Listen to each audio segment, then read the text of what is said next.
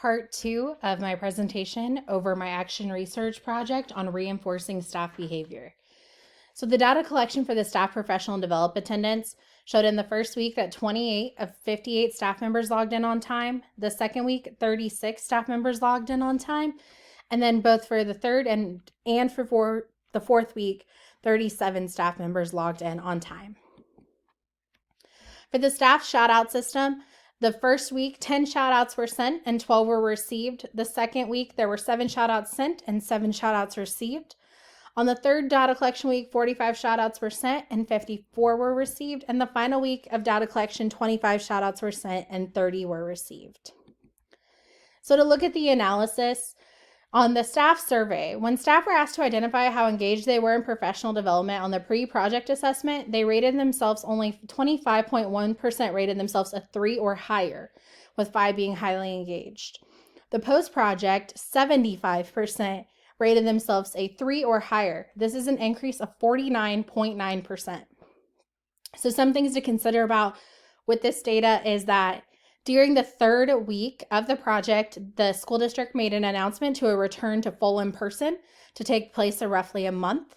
The professional development switched from being centered around instructional strategies and into more implementation to logistical information about the full in-person model. Data discussion and analysis for the staff survey also. Someone asked how important it is to be recognized for their work on a scale of 1 to 5, with 5 being very important. 56.3% of staff gave a rating of 3 or higher on a scale of 1 to 5. When the same question was asked on the post-project survey, 93.9% of staff gave themselves a rating of 3 or higher. The reward that received the highest preferential rating was receiving a shout out from a colleague, with the next closest being a tie between a shout out during a staff meeting or active service such as having recess duty covered or dismissal duty coverage. And then discussion and analysis over the staff professional development attendance. For week 1, 28% of staff members were logged in at 12:10, and then week 3 and 4 both had 37.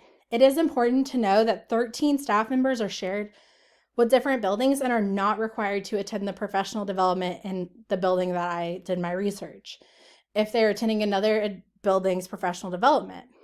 Another factor of attendance and punctuality of staff to note is that vaccination of staff began week 2 on Wednesday afternoons, meaning that some staff were absent due to receiving their vaccination. The shout-out system.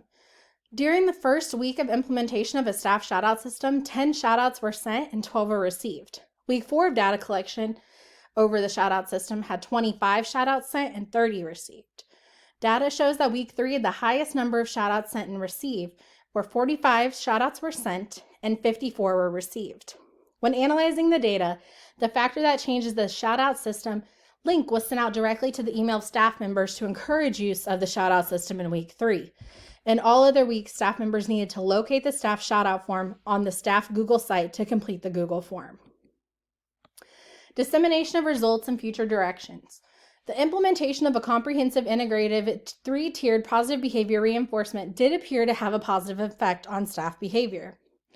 Building leaders should know their staff. Several staff members mentioned and left comments on the surveys that they felt they were being rewarded for things that were already in their job description, and so it was belittling to them as a professional to receive a reward for it. So it's important that all building leaders know their staff and how they would feel about receiving awards in different ways.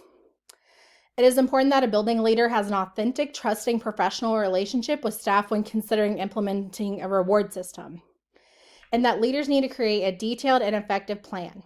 This plan should include a short number of behaviors that the building leader wants to focus on reinforcing.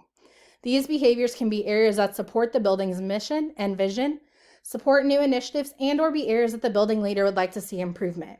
These behaviors should be taught, posted, and reinforced. In conclusion, implementing a comprehensive, integrated, 3-tiered system of support, positive behavior reinforcement system improves staff engagement and punctuality for professional development. Implementation of this system also reinforced staff participation in a staff shout-out system.